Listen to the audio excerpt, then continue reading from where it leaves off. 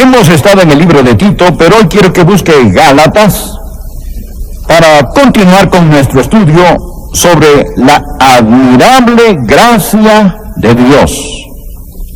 Y hoy estaremos hablando sobre el tema viviendo en libertad. Deseo que mire Gálatas capítulo 5, versículo 1. Gálatas 5, versículo 1. Estad pues firmes en la libertad con que Cristo nos hizo libres, y no estéis otra vez sujetos al yugo de esclavitud. Estad pues firmes en la libertad con que Cristo nos hizo libres. Vivir en libertad. El Evangelio de la Gracia es la proclamación de la emancipación de Dios. Nos gusta cantar: Él anula el poder, cancela el pecado. Él pone en libertad al pecador. Y la Biblia dice: si el Hijo os libertare, seréis verdaderamente libres. Hay muchas personas que se creen libres, pero no son verdaderamente libres. Alguien dijo: no es verdaderamente libre aquel que arrastra sus cadenas con él.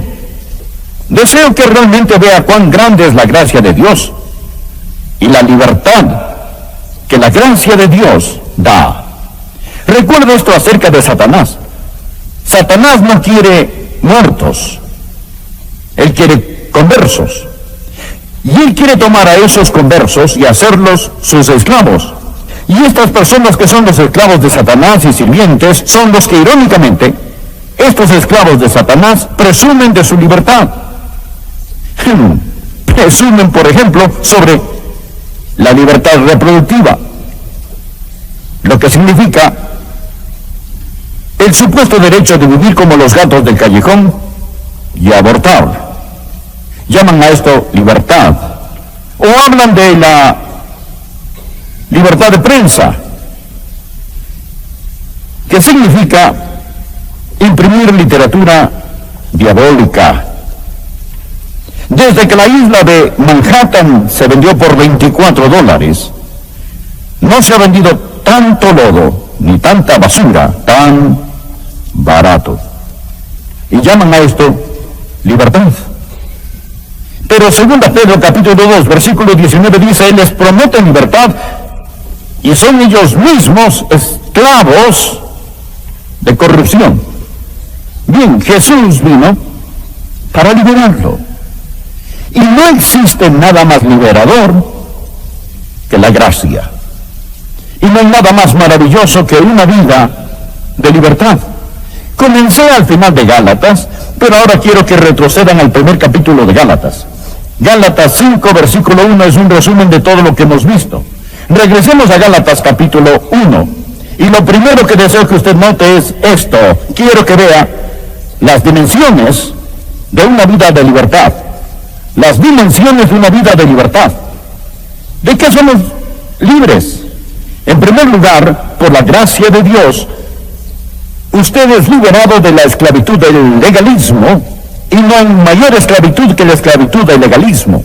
En el capítulo 1, versículo 6, el apóstol Pablo dijo: estoy maravillado de que tan pronto os hayáis alejado del que os llamó por la gracia de Cristo. Subraya esa frase, la gracia de Cristo, para seguir un evangelio diferente. No hay otro, sino que hay algunos que os perturban y quieren pervertir el evangelio de Cristo. Mas si aún nosotros, o un ángel del cielo, os anunciare otro evangelio diferente del que os hemos anunciado, sea anatema. Como antes hemos dicho, también ahora lo repito: si alguno os predica diferente evangelio del que habéis recibido, sea anatema. Pues busco ahora el favor de los hombres o el de Dios, o trato de agradar a los hombres. Pues si todavía agradara a los hombres, no sería siervo de Cristo. Mas os hago saber, hermanos, que el evangelio anunciado por mí no es según hombre, pues yo ni lo recibí ni lo aprendí de hombre alguno, sino por la revelación de Jesucristo. Muy bien, primeramente somos libres del yugo de legalismo. Mire, por favor, los versículos 6 y 7 nuevamente. Estoy maravillado de que tan pronto os hayáis alejado del que os llamó por la gracia de Cristo para seguir un evangelio diferente. El primer peligro es que la gente abandona el evangelio. Ellos pronto lo dejan. Me asombra cómo algunas personas pueden ser desviadas tan fácilmente del verdadero evangelio de nuestro Señor y Salvador Jesucristo. Y después de haberse alejado del evangelio, lo permitieron. Versículo 7. No hay otro, sino que hay algunos que os perturban y quieren pervertir el evangelio de Cristo. Aprende esto acerca del diablo. El diablo quiere que usted abandone el evangelio, y la táctica o la artimaña que el diablo utiliza para que usted lo deje es pervertir el evangelio. Esto es lo que tratan los versículos 6 y 7, alejándose y pervirtiendo el evangelio de Jesucristo. Ahora, el diablo no niega el evangelio, él pervierte el evangelio. No hay casi nadie en el cristianismo que diría, yo no creo en el evangelio o yo no predico el evangelio. Todos dicen que predican el evangelio, pero es un evangelio pervertido. Porque el diablo sabe que si él puede conseguir que esté satisfecho con la perversión del evangelio, aceptará un evangelio pervertido y acabará con una salvación sintética, no con la verdadera salvación. Y Pablo está diciendo aquí, estoy 100% contra esos que se alejan y esos que pervierten el evangelio. Bien, ¿qué es el evangelio de Cristo? ¿Qué es el evangelio de la gracia? ¿Qué es la gracia de Dios? La salvación es recibir a Cristo, es creer en Cristo.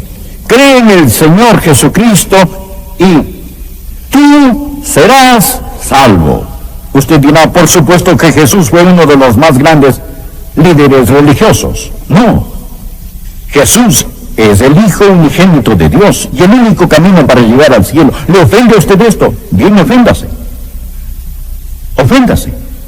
Si Jesucristo no es el único camino, Él no es ninguno de los caminos. Porque Él pasa a ser un mentiroso y un impostor. Jesús fue el que dijo, yo soy el camino, la verdad y la vida. Nadie viene al Padre sino por mí. El apóstol dijo, y en ningún otro hay salvación porque no hay otro nombre debajo del cielo dado a los hombres en que podamos ser salvos. ¿Qué es el Evangelio? Es sobrenatural en su origen. Es sobrenatural en su operación. Es sobrenatural en su objeto. Es el Evangelio de Jesucristo. Y cuando aprenda esto, amigo, esto le liberará del legalismo, del tratar de salvarse por ser bueno. David Simmons escribió un libro titulado La trampa del desempeño. Por favor, tome un momento para que lea Gálatas 4, versículo 7, y después deseo contarle lo que David Simmons dijo. Así que ya no eres esclavo, sino hijo. Bueno, esta es la diferencia entre ser salvo por la ley y ser salvo por medio de la gracia. Así que ya no eres esclavo, sino hijo. Un esclavo es aceptado y apreciado en base a lo que hace. Un hijo es aceptado y apreciado en base a quién es él. Un esclavo, un sirviente, debe comenzar el día preocupado de poder complacer a su amo. Un verdadero hijo comienza el día confiadamente sabiendo que él es amado. Un sirviente es aceptado en base a su mano de obra, lo que él hace. Pero un hijo es aceptado en base a su relación. Un sirviente sabe que su productividad y desempeño son las bases de su aceptación. Un hijo sabe que su aceptación es en base a su posición como hijo. Un sirviente tiene paz al final del día si ha probado ser digno por medio de su trabajo, pero sabe que comienza el nuevo día con nueva ansiedad. Mas el hijo pasa confiado todo el día sabiendo que mañana no cambiará su posición como miembro de la familia. Un sirviente sabe que si fracasa, su posición estará en juego. Un hijo sabe que si fracasa, él será corregido amorosamente, pero él no tiene temor de ser sacado de la familia. Esta es la diferencia, amigos. Cuando entiende que es salvo por medio de la gracia de Dios, esto es lo más liberador. Alguien dirá, si creo en la salvación por la gracia, puedo simplemente salvarme y vivir como quiera. Amigo, yo quiero servirle. Y quiero hacerlo a causa de su gracia admirable. Escuche esto. Dios no dice, yo te amo porque. Dios no dice, yo te amo cuándo. Dios no dice, yo te amo desde qué. Dios no dice, yo te amo sí. Dios simplemente dice, yo te amo. Su amor es incondicional. Esto es gracia. Si Dios nos pusiera algunas condiciones, si hubiera algo en nosotros que ocasionara que Dios nos ame, esto haría que su amor fuera condicional. Pero lo contrario sería cierto. Si Dios me ama por mi dulzura, mi bondad, porque soy adorable, esto significaría que si yo no soy dulce, ni soy bueno, ni soy adorable, entonces Dios no me amaría. Y esta carencia de amor hacia mí sería un fracaso de mi parte. Escuche esto. El amor de Dios es incondicional. Ahora, su amor fluye de su naturaleza. Es su acción hacia nosotros, no su reacción hacia nosotros. Es su acción hacia nosotros, no su reacción hacia nosotros. ¿Tiene esto sentido para usted? Dios nos ama, es su naturaleza. Lo he dicho muchas veces, Dios no nos ama porque somos valiosos. Somos valiosos porque Dios nos ama. Dios no nos cambia para poder amarnos. Él nos ama para poder cambiarnos. Ante todo necesitamos ser salvos del legalismo, liberados de la esclavitud del legalismo. Número 2, necesitamos ser liberados de la esclavitud de la crítica. Note ahora en Gálatas capítulo 2, versículos 4 y 5. Bueno, regresemos al versículo 3. Mas ni aun Tito, que estaba conmigo, con todo el ser griego, fue obligado a circuncidarse. Bien, hemos estudiado el libro de Tito en varios mensajes. Pablo usa a Tito como un trofeo de gracia. Tito era un gentil y estaba tratando de hacer que él guarde las leyes judías. Escucha, amigo, si usted no tiene cuidado, se va a encontrar con alguien y esa persona puede estar en la iglesia y ella le va a poner bajo esclavitud. Note lo que dice el versículo 4. Y esto a pesar de los falsos hermanos. Falsos hermanos, esto significa gente en la iglesia. Phillips traduce esto, cristianos tramadores. Hay mucha gente que es legalista y no soporta cuando usted es salvo por medio de la gracia. No puede soportarlo, quiero decir, y les molesta. Ellos salen a examinarlo, a criticarlo, hacen su pequeña lista. No estoy hablando de los justos y santos mandamientos de Dios. Hablo de sus superficiales preferencias hechas por los hombres. Ellos le dirán, me ofende cuando usted hace eso. No debemos ofender a los hermanos más débiles. Pero hay algunos hermanos débiles profesionales de los que debemos cuidarnos. Hermanos débiles profesionales, ¿saben lo que estoy hablando? Los hermanos débiles profesionales tienen su lista de cosas que ellos creen que son buenas o malas. Usted va a alguna conferencia en algún lado, va a algún seminario y sale con su pequeña lista y al regresar examinan, censuran a todos los otros con esta.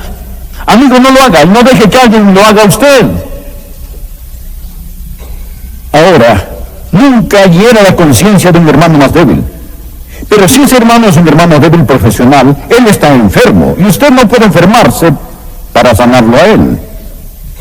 Es su problema para empezar. Pero si le permite que lo atrape en su sujeción, este llega a ser su problema. Pablo dijo, yo no di espacio a este grupo, ni una hora. No lo hice. La gracia de Dios lo libera del legalismo, libre de la ley. ¡Oh, qué feliz condición! Y la gracia de Dios lo libera a usted de la crítica. Amigo, cuando sabe que está en paz con Dios, no tiene que preocuparse de lo que alguien tenga que decir sobre usted. La gracia lo libera. Usted es libre del legalismo. Usted es libre de la crítica. Usted es libre del fatalismo. Usted es libre en el Señor Jesús. Esta es la razón por la cual Gálatas, no estéis otra vez sujetos al yugo de la esclavitud. Bien. ¿Cómo funciona esto? Quiero decir, ¿cómo funciona esto en la vida real?